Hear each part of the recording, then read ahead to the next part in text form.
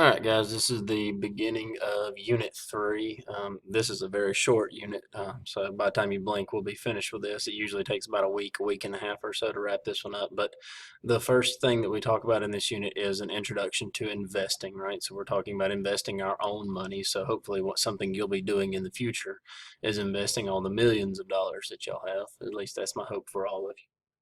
All right, so the first thing that we talk about whenever we're talking about investment is risk versus return, right? And all this really means is that what kind of risks are we taking and then what kind of returns are we getting? So when we talk about returns, we're basically saying like how much money are we making off of my investment? So if I put $100 in my savings account and the end of the year I've got $150 in there, well, I've got a $50 return, right? So it's how much money am I making on top of what I've already put in there. So what you usually see is that investments that have higher risk are going to have higher returns, and the investments with lower risks are going to have lower returns. And that's really about all this entire page really here is saying. So just to summarize that, right? Just higher risk, higher return, and a lower risk is going to have a lower return. All right, some types of investments that you may or may not make in the future, right? CDs, okay, this is a certificate of deposit, and you may see it called a CD several times, so make sure you understand, you need to know that, right? But most of the time, you're going to be able to get these from a bank, right?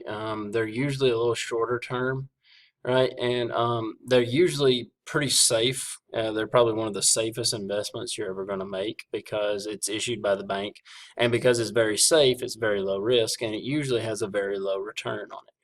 Right, down here on the bottom, right, the bonds, well, these are more long term. So we're talking maybe 10, 15 years or so in advance, maybe even longer than that, right? But all it means is that you're going to loan someone money. You are actually going to loan somebody money. So it's either a bank or a, a local government, right? Some kind of corporation, something like that. They're going to borrow money from you and then they're going to pay you interest, just like you would if you ever went and borrowed money from a bank, right? Except for in this case, the roles are a little bit reversed. You're actually doing the loaning and they're going to be paying you back. All right, stocks, right? This is our third form, and this one is the riskiest form of investment, pretty much, especially as far as what we're going to talk about, right? So it's going to be super risky because any stock you ever buy, well, the company could go under, right? And if that company goes under, well, guess what? You just lost all of your money, right? So they're usually, though, they're going to have a lot higher return. One of the best examples, I mean, had you invested in 1999 or whenever it started, I can't remember exactly sure, but if you invested in Google whenever it first started, you could have bought one share of Google for around $10 or under. And today Google stocks are around $400 and $500 a share. So you imagine that if you spent $10 on one share and that's all you ever bought, well, you still made $430 off of it. So again, the higher the risk, right, the higher the return, and that's exactly how that's going to work. Okay, moving on. Okay, two other types of investments, right? And they're not technically really, the first one's not really a huge investment. This is more something that allows you to invest, right? This is something that you want to look for as you're going out and getting new jobs. And I'm sure you've probably heard of these before, a 401k plan. And what it is it's just a retirement plan. And what it allows you to do is it allows you to take and put money into it and invest in the stock market, but the great thing about it is you don't have to pay taxes on that money whenever you're putting it in. Now then, you do actually have to pay taxes on it whenever you take it out after you retire, but it's tax-free pretty much for the entire life of it until you actually start drawing the money out of there. A mutual fund, right? This definition is a little bit confusing, but this is probably the best definition and the one that you pretty much have to know, right? But what a company does that sells a mutual fund is they'll actually buy a bunch of stock in a bunch of other companies.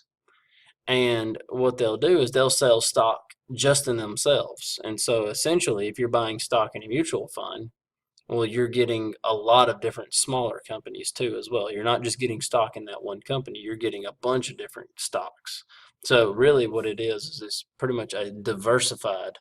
And when we say diversified, like it's you're getting a lot for just a little. right? So we're buying one stock, right? We're buying one mutual fund, but we're actually getting several stocks out of it, right?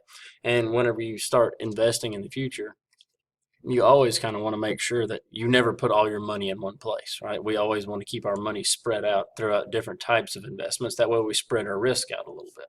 And we'll talk a little bit more about that in detail if you really want to. All right, but with that, that's the end of it. Like I said, this unit will be pretty short and quick. It's a lot about money, a lot about finances. So a lot of people usually are pretty interested in this. If you're not interested in this, you've got a very short while whenever you graduate to get interested in making money. But again, if you got any questions, as always, just ask.